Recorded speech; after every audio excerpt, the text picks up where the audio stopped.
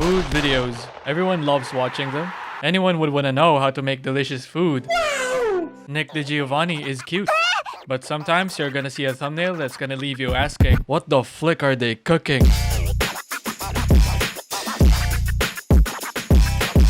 Starting off strong with this legendary thumbnail. First, you need a hot dog wiener and get it cooked right. Then break some noodles into two and soak them until they're soft in water. I'm convinced that this whole recipe is rage bait. Soaks both halves of the noodles in separate bowls. Cracks 2 eggs in separate bowls as well. I think they're dish maxing at this point. They also use this thumbnail, which isn't even part of the recipe. I just took this shot for dramatic effect. Raw noodles are strangely addicting though. You should try them out. Now with the most non-stick pan I have, I'm gonna put the soaked noodles in.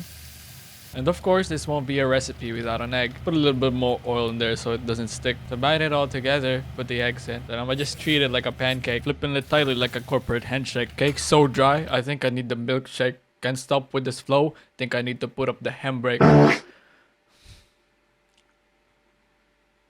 Some salt. Then I gotta fold it up like a burrito. Notice how my hot dog is cooked? They just raw dogged it in the video. I would advise against raw dogging the hot dog if you don't want to pass away. Anyhow, just fold the eggs like it's a tortilla. Oh, you know what? I'm just gonna serve it like a tostada. Into a hot After you fold it up, just finish with some ketchup. I learned this at a maid cafe in Japan. Can you read that? That's for you. Alright, here goes something.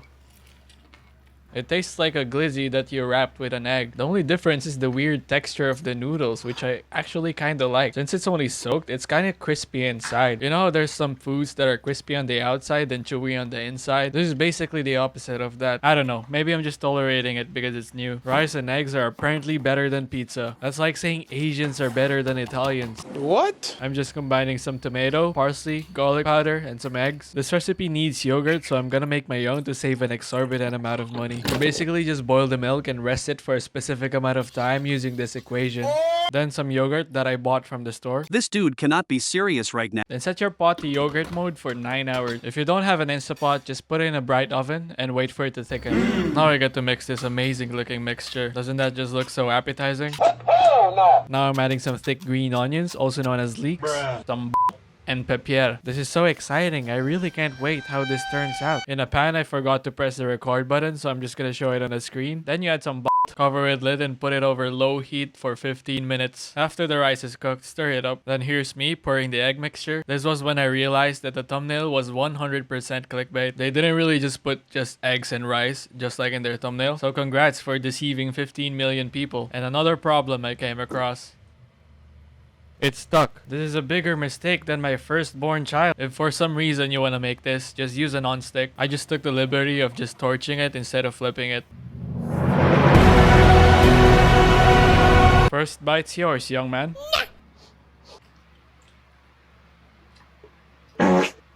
No. Apparently, if you feed this to your kids, they're gonna ask for it every day. I would highly advise against that. Because I don't want to make this every day. This recipe is very straightforward. It's the easiest of them all. You just need some corn, egg, pepper, salt, and cornstarch. This recipe is very corny indeed. Oh my god. There's something very beautiful about this corn mixture. I kinda wanna eat it as is. Some olive oil to my stick pan, then some butter to make it non-stick. Then I'm just treating it like it's an omelette. Isn't this technically an omelette though? Hey look, it's not even sticking at all. Then cover for like 5 minutes. Add cheese, then cover it again. Cheese feels pretty melted now, so I'm gonna take it out. This has to be top 10 corniest dishes you can make. Then I'm gonna finish it off with a leek. Corn felt a bit itchy, so I'm scratching it. Thank you. Here's my live reaction.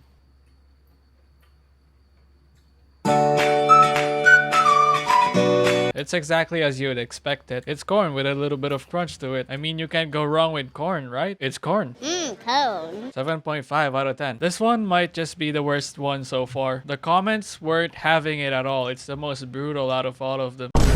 Start with a hot pan and some olive oil and butter. Then some tomato paste. How did they even manage to fit 30 tomatoes in this small pack? Must be very compressed. What are you doing? I don't know what I'm doing. Ah! Shit! Fuck me! Ah! Just a little bit of malt using my automatic salt grinder, and some pepper, oregano, and basil. Give it a small mix. And of course, the thing that these recipes never short out on, the eggs. And according to the video, you have to cook it until it's all well done. Adding the pasta. Now I am well mix it using my grandma's spoon. Wow, it kind of looks like a meat pasta now. Now I'm gonna finish it with some moldy parmesan. First bite's yours, young man. Fuck no, baby.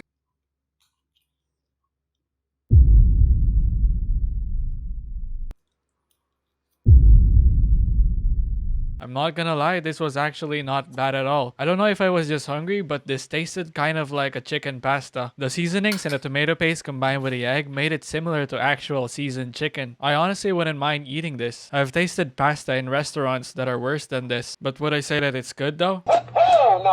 I learned this with a friend from England. No one will believe what you made with the beans. Yo man. What you make with those beans? Oh, I just mixed it with some eggs and air fried it.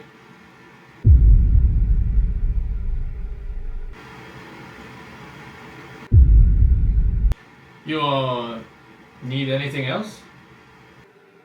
All the English people in the comment section are panicking over dissociating themselves with this guy. This is basically just beans and toast and eggs and combining it into one. So with this recipe, you're practically destroying the perfect sunny side eggs, the crispy toast, which is perfect for dipping in the beans. After it's all combined, bake at 180 for 20 minutes. It's done cooking, so here's the big reveal. Feast your eyes. I pulled a leaf in there so it looks a bit better. Here's what the cross section looks like. Ain't it marvelous? And now we'll get to tasting it. Oh, my favorite part. This sucks. This sucks. This is slop. This is food slop. You're not gonna get a live reaction from me this time because I was just eating it silently while thinking about my life. So this recipe just puts English food even lower down into the bar, even though it was only 2 inches to begin with.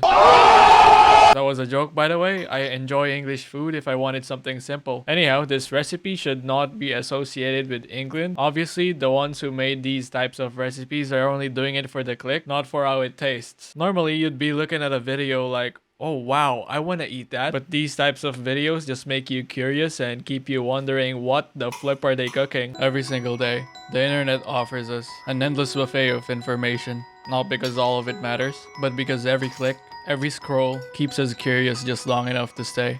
Curiosity is one of humanity's greatest gifts, but in the modern world, it's also one of our greatest vulnerabilities.